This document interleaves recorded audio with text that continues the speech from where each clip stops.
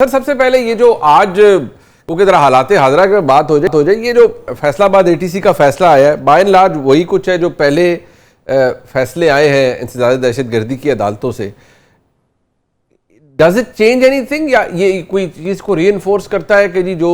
ریاستی لینز ہے وہ 9 مئی کو اسی طرح سے دیکھ رہا ہے جس طرح پہلے دیکھ رہا تھا, کوئی معافی نہیں, کوئی ایڈجسٹمنٹ نہیں, کوئی افہام و تفہیم نہیں, اور جو سزا کے حقدار ہیں ان کو سزا ملے گی, جنہوں نے جرم کیا ہے ان کے ساتھ کوئی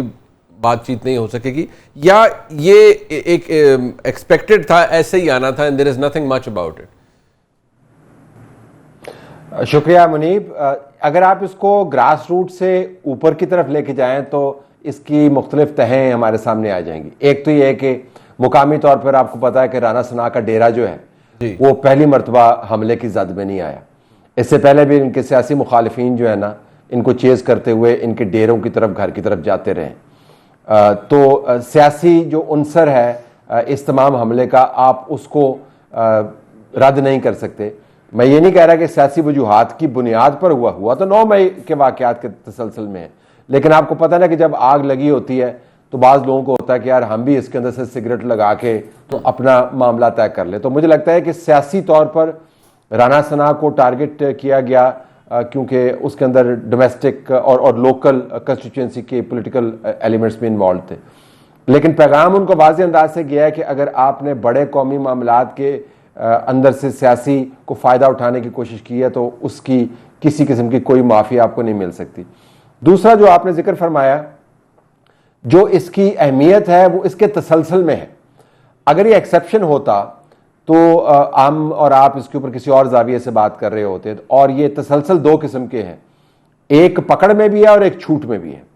تو پکڑ میں جو لوگ آئے ان کو سزائیں وہی ملیں جو پہلے جو لوگ پکڑے گئے تھے ان کو سزائیں ملیں. اب میرے خیال میں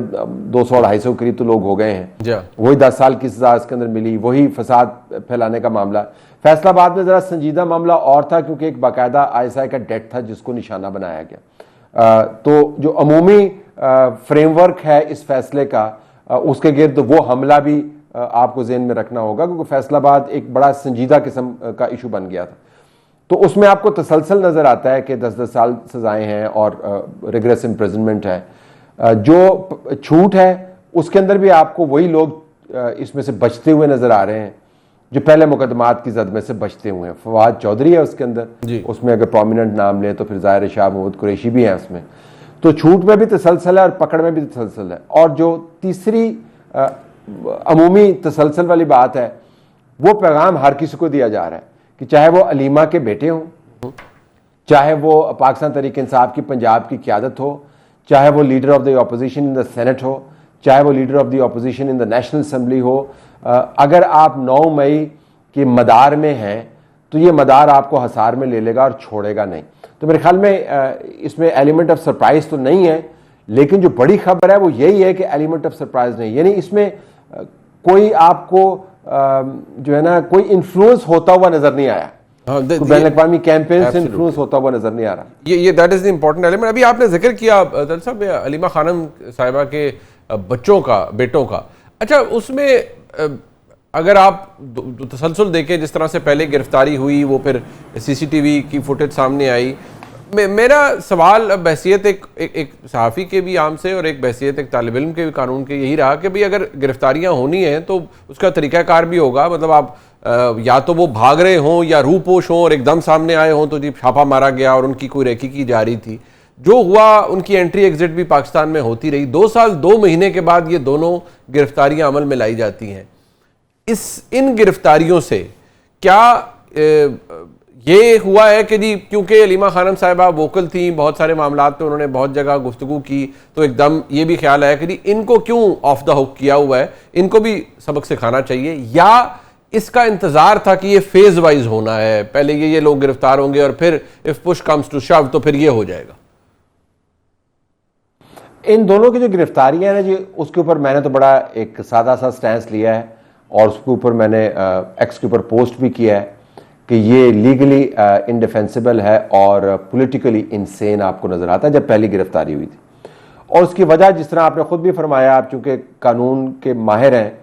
تو آپ سمجھتے ہیں کہ آپ نے اچھا کام بھی اگر قانونی طور پر یا پروسیجرلی غلط کیا ہے تو پھر وہ آپ کے تمام دودھ کے اندر مینگنیاں ڈال دیتا ہے. تو اگر آپ نے کام ٹھیک بھی کرنا تھا اور وجوہات بنیاد بن رہی تھیں جو آپ کے خیال کے مطابق which can stand in the court of law,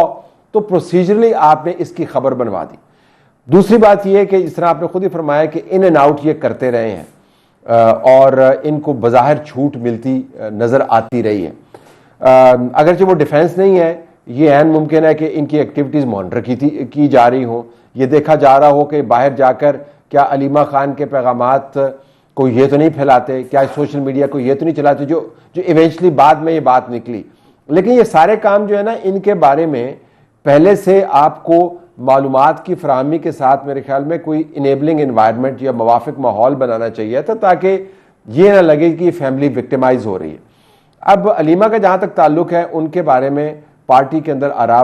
برے طریقے سے بٹی ہوئی ہیں. آپ خود سمجھتے ہیں کہ وہ آراء کیا ہیں, وہ بہت ذرا کمپلیمنٹری آراء نہیں ہیں. جو ان کے ساتھ بھی کھڑے ہیں وہ بھی فرینکلی ایک ہاتھ سے ان کے ساتھ مسافہ کرتے ہیں, دوسرے ہاتھ سے انہوں نے ناک پکڑا ہوا ہوتا ہے, کیونکہ ان کو پتا ہے کہ سیاسی طور پر یہ بہت متنازع ہے. جو ان کے مخالفین ہیں وہ تو ان کو اسٹیبلشمنٹ کا ٹاؤٹ کہتے ہیں, اور وہ کہتے ہیں جی یہ کیسے ممکن ہے کہ ایک خاتون چلتی ہے لاہور سے, موٹر وے سے آرام سے آتی ہے اور اس کے بعد اڈیالہ کے سامنے ہو کے ایسے بیانات دیتی ہے کہ منیب صاحب وہ کوئی بندہ وہ بیانات جو ہے نا دے کر ہضم نہیں کروا سکتا, اور اس کے بعد ہلکی سی ایک ان کی پکڑ سی ہوتی ہے, پھر چکری کے اوپر یہ اپنی پسند کا کھانا کھاتی ہے اور واپس چلی جاتی ہے. اچھا ایک مرتبہ ہو, 2 مرتبہ ہو, 3 مرتبہ ہو, اب یہ روٹ یہ بن گیا ہے ان کا, یعنی ادھر سے لاہور سے Adiala Chakri stop over and then back. تو کہنے کا مقصد یہ کہ جو اصل میں لیڈ کر رہا ہے اس تمام فساد کو, اور جنگ کے معاملات ہوں یا دوسرے ہوں, اس کو تو چھوٹ ہے. اب ان دونوں کو پکڑنے کا ایک جو مجھے سمجھ آتی ہے, ہمیں اب بتایا گیا ہے, وہ آپ نے بھی دیکھا ہے کہ جو ایف آئی آر ہے اس کے اندر بھی یہ درج ہے کہ مطلوب تھے اور یہ باہر سے سوشل میڈیا کے اوپر بھی کام کر رہے تھے. اس کے علاوہ جو ایف آئی آر کے علاوہ جو بات چیت ہو رہی ہے,